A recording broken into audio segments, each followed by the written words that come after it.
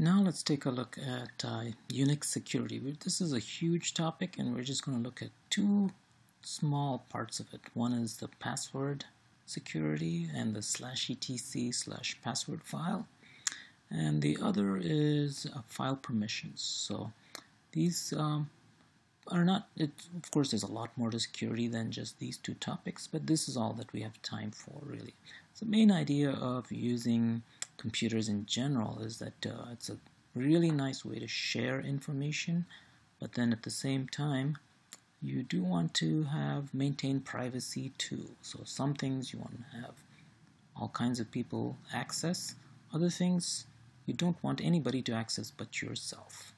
Okay, so there are so many aspects of system security to consider. So one would be keeping unauthorized people from gaining access to your system. So you only want the people who are authorized to use a computer actually use it.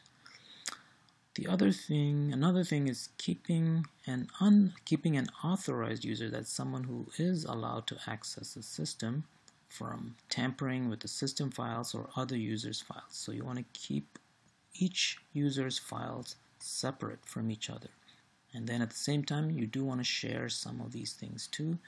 And you can do that by granting some users certain privileges to be able to access maybe information that not everyone is able to access. Security on the Unix systems is implemented using simple commands, and we will see a bunch of these. And system security can be as lax or as tight as you desire. So we are not going to get into network security at all. We're just going to look at one single system. What kinds of things do we see for simple security? So for a long time, people have used passwords. Now it's probably come to a point where passwords are no longer the way to go. And there are lots of alternatives now popping up, including biometric scans and things like that. But for now, let's just assume that passwords are what we have to authenticate users. So user says, this is my username, this is my password. You can take a look at the information about each user saved in this file /etc/password. This file is, this is actually no longer true. It used to be that this file is encrypted, or some of the contents were encrypted, but it's actually not true anymore. So if you wanted to see where this is, you just say ls/etc. There's a whole bunch of files there, so we didn't see it. Let's do ls-l/etc/password. There it is.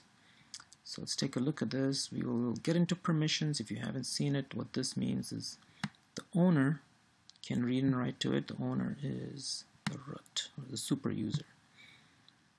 The people in this group, in the root group, can read it, and everyone else can read it too. So as you can guess, probably there aren't passwords here, because if everyone can read, and that's what this says, if everyone can read this file, chances are it's not going to be safe. So let's list out the contents. We'll just use part of it.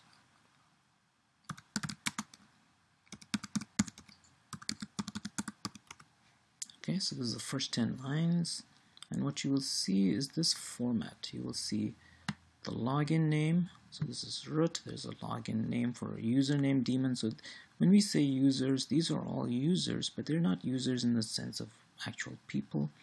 We actually set up user accounts for all these different programs. So it's actually programs that use these accounts.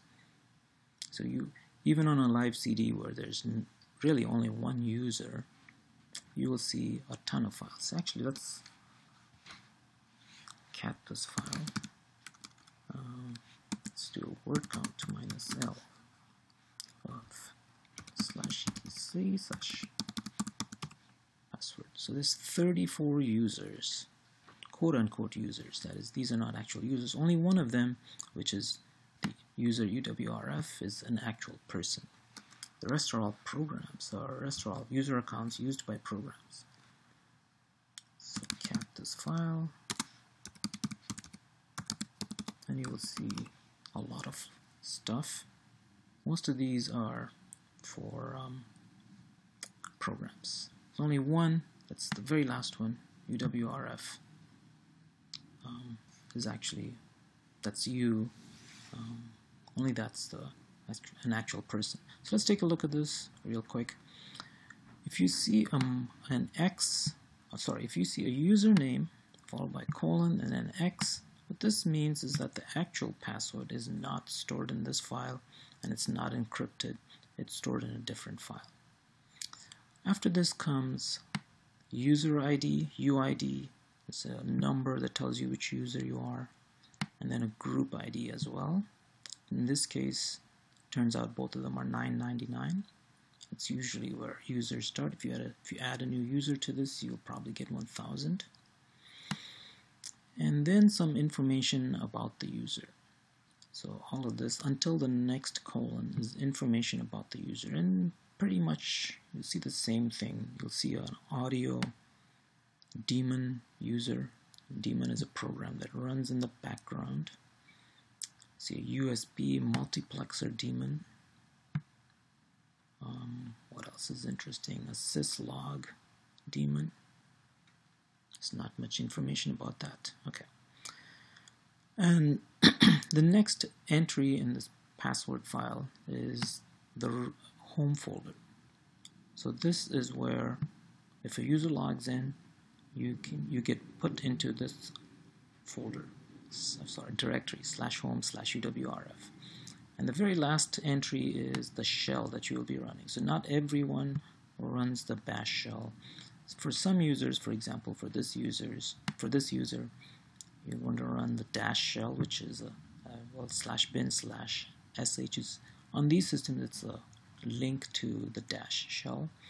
And some users have no shell at all, so they're not meant to have a shell. And you can do that. So this /bin/false just means like nothing. Okay, so that's the contents of /etc/password. So this file contains one entry for each user. You saw just now that even on a system with just one user, there are 34 users. So in this particular system, there are 33 quote-unquote users that are actually used by programs. Each entry is a line that consists of about 7 fields separated by colons. And so we saw this structure: login name, password, and if the password is an X, that means it's in a different file.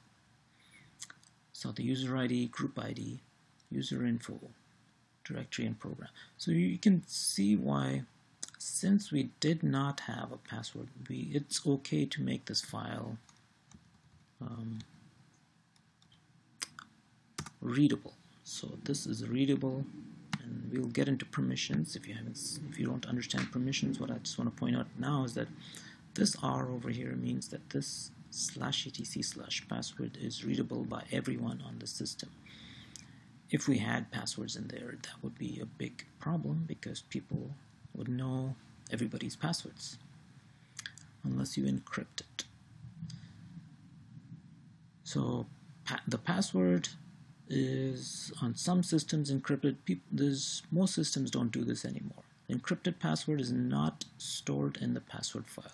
It is stored in a file called /etc/shadow, and the letter X is used as a placeholder. So let's take a look at that. Cat /etc/shadow. Oops, and one thing that we see right away is that we don't have permission. So this says, well, there's some stronger requirements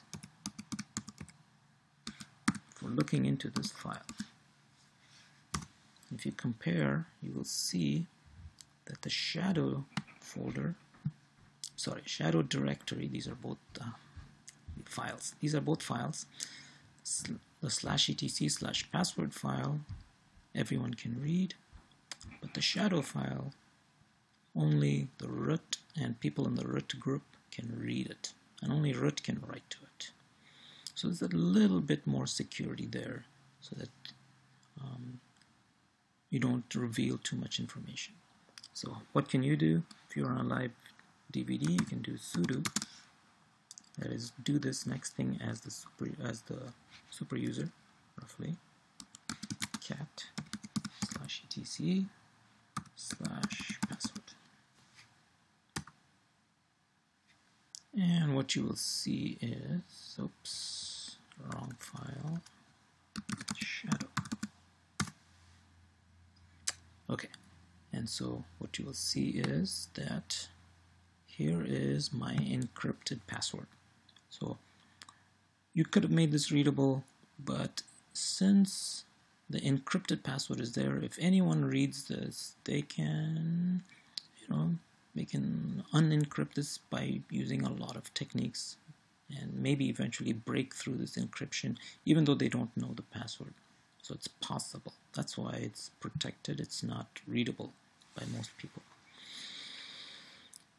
Okay, so you just saw all of this. You can print the /etc/password file, and actually people did that a long time ago. They would somehow get access to /etc/password, even though it was restricted, and then they would print it out and they would get the passwords of each user. They could do things, they could access information about that belongs to other users. And so what happened was they moved all the password information into /etc/shadow, because there were quite a few break-ins that occurred like that. And so then what they did was, this shadow file is not readable by ordinary users. So you can print /etc/password, but since the /etc/shadow file is not readable by ordinary users, it's a little bit safer. Okay, so this just goes over the things that we saw. The user ID. User ID 0 means the super user or the root. Group ID identifies the user as a member of a group. Most of the time you will see this to be the same as user ID. A lot of times that's the case. There's some user information that is a whole bunch of fields that contains the user's name, maybe some building number or room number information, telephone number, things like that can go into user info. The second to last entry in each line in /etc/password is the directory. That's a home directory assigned to the user. And the very last one is the name of the shell that's executed after the user logs in. So in our case, usually it's /bin/bash, not exactly what's shown in the book. So this depends on the system. So you can change it to, for example, this should be csh/bin/csh so that you log into the C shell whenever you log into the system. So you can also change your login shell.